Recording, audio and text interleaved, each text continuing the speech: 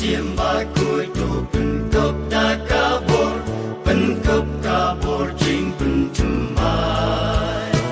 kumha pentekos tuan yar dah kabur yang ingin menjatu pencemai amin siembahku tuan yar dah kabur kibat lepas wantu pensyaitu penbaptis yang gading minggu mensir kibajot bareng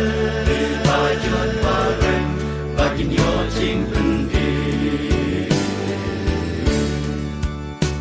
amin siembah kuduan yar dah kabur bertai bajot bantau jemai kibat lepas waitu bentuk dah kabur jing pencemai amin siembahku tuan yar dah kabur kibat lepas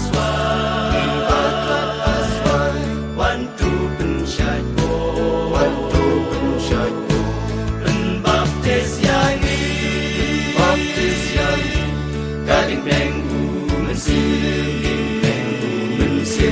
kibajot bareng bagi nyocing pendir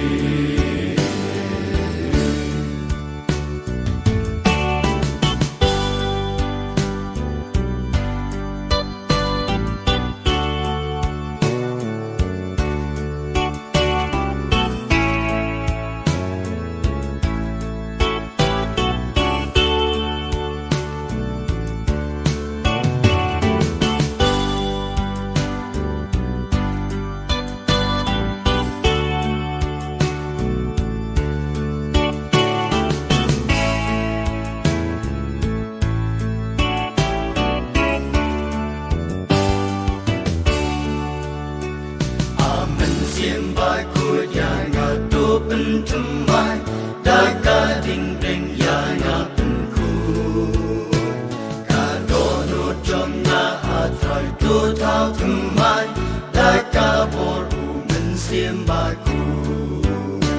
amin siembahku tuan yar dah kabur